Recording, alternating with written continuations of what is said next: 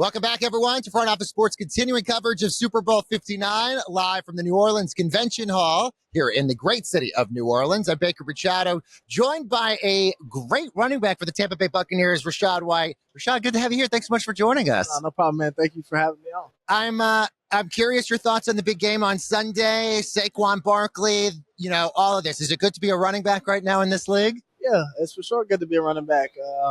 A lot of everything that went down over the past year or two, and just seeing the game change, the landscape change, and just seeing how important situations matter in this league. No matter how talented you are, no matter how good you are, it's kind of just about situation. And we happy for him. In a great situation, in a great spot, and he putting on like he's supposed to. Absolutely.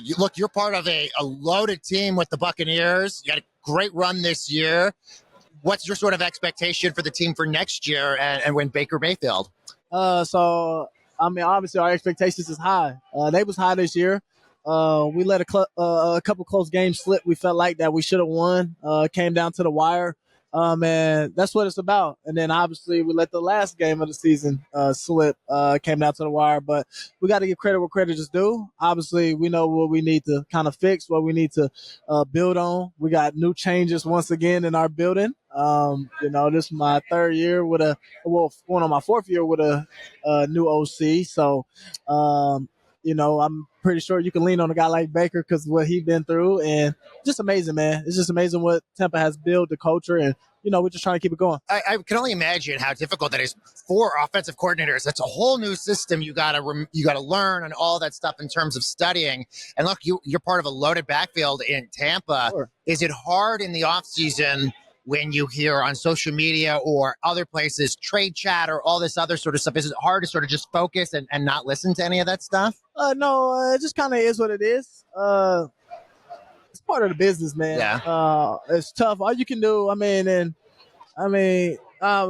trying to sidetrack this, but like for me, I look at little different things in life, like eye-opening. Like, for example, Luka just getting traded. Like, yeah, what he do? Like, you know what I'm saying? What he bring? What he provide? They was just in the finals. He took them to the finals. What's like his resume? It all speaks for itself. But like in this business, it's business, and so you got to understand that. At the end of the day, you just got to in the offseason keep training, keep working, and hope and have faith in God and what you've been doing, your process, and you'll be in the right situation, right spot. I think you're right. I think if Luka Doncic is getting traded, nobody's safe in any league right now.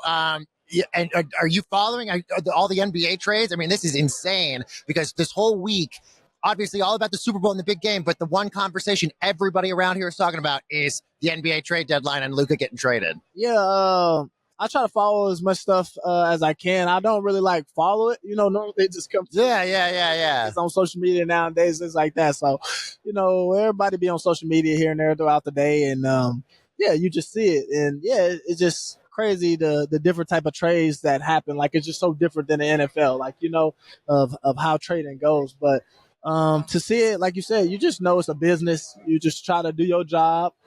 Be a great running back or be great at your position, put that work in, put that time in, and everything else will speak for itself. The years you've been with Tampa included time with Tom Brady. What was sort of the biggest thing maybe you learned about how he operates, the team and then the culture of the locker room and all of that stuff that really stood out to you? Yeah, I think the biggest thing I learned from him, because obviously when I got drafted, he was going through a difficult time, and that's his, personal issues that he was going through. Everybody knew about. But I think the biggest thing that I learned from here, though, is just like perseverance, man. No matter what you going through, you signed up for something, so you show up on time every day. You show up, and you keep working. No matter what somebody feel about you, might think about you. May look at you like you just show up, you go to work, you be yourself every day. And I think that's the biggest thing that I learned from him. You mentioned perseverance.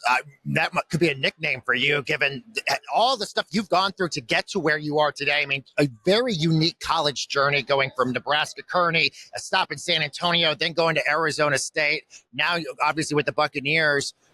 What's sort of your advice to those who want to continue to persevere, even if you're in a small school and you're not getting all these NIL deals and all this stuff, to sort of continue to persevere? I'd say the biggest thing is be you, I say the biggest thing life is about is taking risks, man. Nobody got to where they got to today, no matter how successful they are, without taking risks.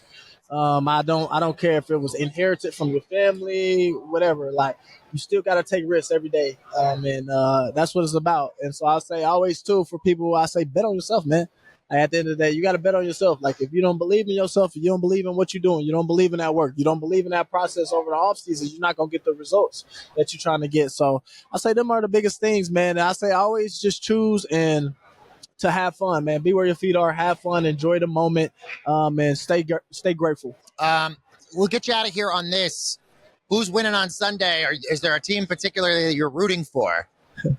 I mean, I'm not really rooting for neither one of them. I would say because I'm Kansas City, Missouri born native, born and raised. I'm not rooting against them. Oh, they're gonna come after you if you're a Kansas City boy. So I would just say, like, I'm gonna go with the home team. Yeah. But it's not like I'm rooting for them though. Like, I got a lot of love for my city. I try to give back as much as I can, but I love what they've been doing, man, and all the positivity they've been bringing to my hometown, and just the run they've been on, man. It's been legendary. It's watching the Chiefs growing up. Three-peat would be crazy if it ends up happening, especially in a market like Kansas City where you're from.